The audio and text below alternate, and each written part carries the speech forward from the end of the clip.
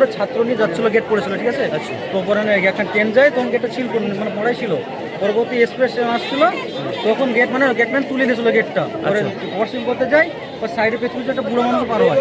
পরপর দুটো ট্রেন যাচ্ছিল, একটা ট্রেনের সময় গেট পড়েছিল, আর দ্বিতীয় যে এক্সপ্রেস ট্রেন তখন তুলে দিয়েছে, গেট তুলে দিয়েছিল। দিয়ে তখন এই গাড়িটা ঢুকে গেছে, ঢুকে গেছিল, পেছনে একটা সাইকেলওয়ালা ঢুকে গেছিল। আচ্ছা, তারপরে এই স্পটে গাড়িকেও ধাক্কা মারে, মানে ওই সাইকেল নিতে যাচ্ছিল তাকেও ধাক্কা মারে, সেও মারা যায়। বা স্কুলে প্রায় 15টা ছেলে ছিল, তার 15টার মধ্যে 9টা ছেলে স্পটে শেষ হয়ে গেছে। এখন বাকিরা কোথায় আছে? হসপিটালে? বাকিরা 5টা মেডিকেল আছে, 4টে উন্নত হসপিটাল আছে। ওই এটা কি school van? School private school না সরকারি স্কুল? সরকারি প্রাইভেট স্কুল। ওই ট্রেনটা কোথা থেকে কোথায় যাচ্ছিল? ট্রেনটা যাচ্ছিল আপনার এই দিকে, চৌরিগাছার দিকে।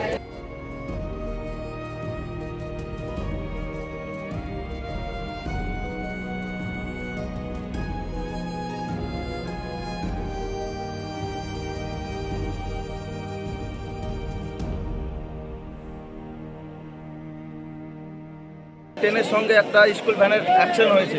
অ্যাক্সিডেন্টটা হওয়ার কারণ হচ্ছে রেলগেট পড়েছিল, এক্সপ্রেস ট্রেন যাচ্ছিল, যাওয়ার পথে ওরা কী করেছে, একটা তিনি এক্সপ্রেস ট্রেন গেছে, কিন্তু আসার কথা ছিল দুটো, কিন্তু একটা যে গেটটা উঠে দেয়।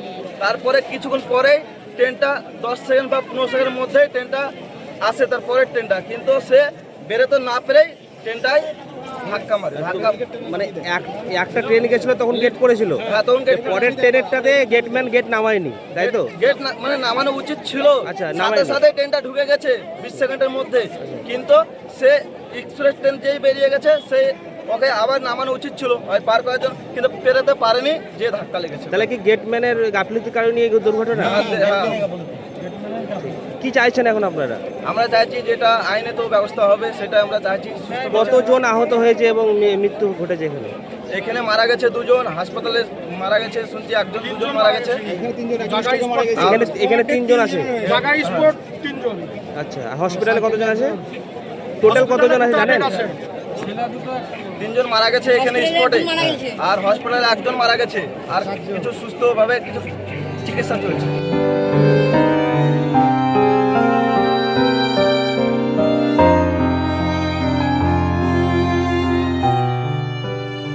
নবদ্বীপ ধাম চলে যাচ্ছে, আর ও ধরো গেট তুলে গেছে, আর তারপর ঢুকে যাচ্ছে, এই গাড়িটা ঢুকেছে, তারপর আবার গেট নামিয়ে দিয়েছে, যে গাড়িটা একবার মাহাজের ভিতরে। তাহলে গেটম্যানের গাফিলতির কারণে এরকম? গেটম্যানের গাফিলতি। কটা ট্রেন ছিল ওটা? দুটো ট্রেন। দুটো ট্রেন পরপর? হ্যাঁ, দুটো ট্রেন পর। দুটো ট্রেনই কি আঘাত খেয়েছে এই গাড়িটার পরে? না, একটা ট্রেন খেয়েছে। একটা ট্রেন? হ্যাঁ, একটা পাশে হয়েছে, তারপরে এইটা।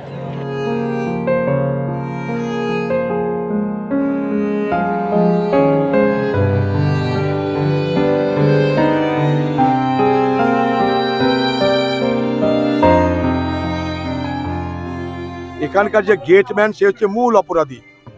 সে নিজে একটা চুল্লুখোর, ঠিক আছে, চুল্লু খেয়ে থাকে এখানটায়। সে কিছু সতর্কতা অবলম্বন না করে সে রেল গেটটা খুলে দিয়েছে। রেল গেট খুলে দেওয়া মানে এটা লেভেল ক্রসিং, এটা যদিও ম্যান লেভেল ক্রসিং, এখানে কর্মচারী আছে, সে রেল গেটটা খুলে দিয়েছে, কর্তব্যতা পালন করেনি। আর ততক্ষণে বাচ্চাদের নিয়ে, স্কুলের বাচ্চাদের নিয়ে যাচ্ছে গাড়ি, এই ভয়াবহ ঘটনা ঘটলো।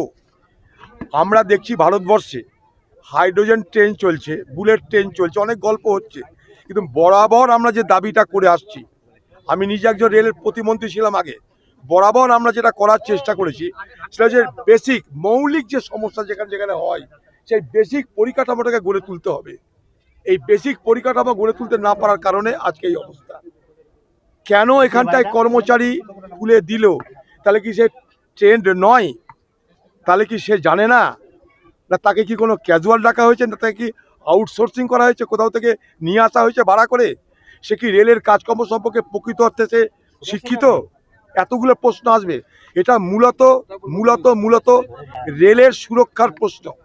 সেই সুরক্ষার দায়িত্বে যারা আছে তাদের গাফিলতির কারণে আজকে এটা হয়েছে। এটার পূর্ণাঙ্গ তদন্ত হওয়া উচিত। এবং আরও বলবো যে এইগুলো থেকে মুক্তি পেতে গেলে দীর্ঘস্থায়ী পরিকল্পনার জন্য যে সমস্ত সিদ্ধান্ত রেলের কর্তৃপক্ষের আছে, রেল দপ্তরের আছে, সেগুলোকে দ্রুত এখানটায় বাস্তবায়িত করা দরকার। নালে এই শুধুমাত্র একটা ব্যক্তির জন্য এতগুলো বাচ্চার প্রাণ গেল, কেউ মৃত্যুর সঙ্গে পাঞ্জা লড়ছে, কেন এত বড় ক্ষতি হলো, এতগুলো বাচ্চার প্রাণ গেল, এটা এই এলাকার মানুষের কাছে অত্যন্ত বড় প্রশ্ন।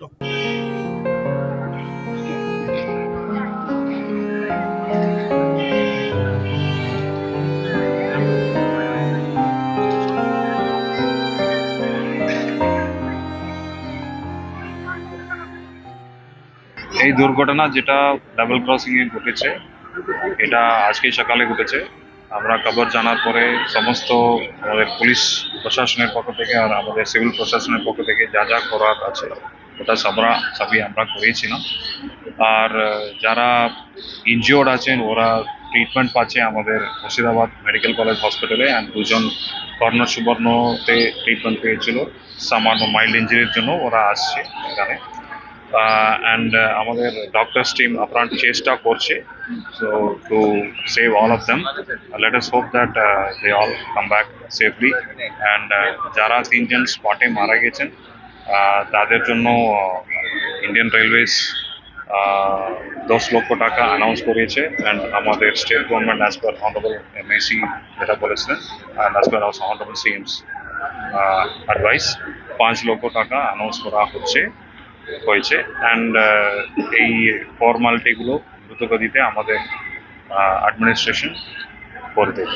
যারা মারা গেছে তাদের পরিবারের প্রতি আমাদের প্রত্যেকের সমবেদনা। যারা ইনজিওর্ড রয়েছে তারাও ঈশ্বরের কাছে প্রার্থনা করছে দ্রুততার সঙ্গে তারা সুস্থ হয়ে উঠুক। এখানে সমস্ত প্রশাসনের পক্ষ থেকে, ডক্টরসদের পক্ষ থেকে সমস্ত রকমের ব্যবস্থা নেওয়া হয়েছে। যুদ্ধকালীন তৎপরতায় সমস্ত পরিষেবা দেওয়া হচ্ছে। তো যারা চলে গেছে তাদের তো আর ফিরিয়ে আনা যাবে না।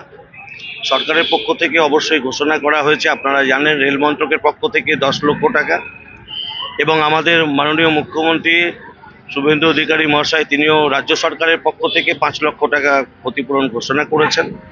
এবং যারা ইনজিওর্ড তাদের রাজ্য সরকারের পক্ষ থেকে সম্পূর্ণ দায়িত্ব নেওয়া হয়েছে তাদের সুস্থতার জন্য। সঙ্গে সেন্ট্রাল গভর্নমেন্টের পক্ষ থেকেও তাদের 2.5 লক্ষ টাকা ঘোষণা করা হয়েছে। যারা আহত, হয়তো তাদের পরিবারের কাছে আমরা তো তাদের সন্তানদের আর ফিরিয়ে দিতে পারবো না। পরিবারগুলোও যেন একেবারে ভেঙে না পড়ে তার জন্য এই ক্ষতিপূরণের ব্যবস্থা। বাকি দেখুন, আজকে এই ঘটনা কোনোভাবেই মেনে নেওয়া যায় না। একজনের ভুলের জন্য আজকে অনেকগুলো বাচ্চার প্রাণ গেল, অনেক মা তাদের সন্তানদের হারিয়েছেন। অত্যন্ত মর্মান্তিক, অত্যন্ত দুঃখজনক ঘটনা।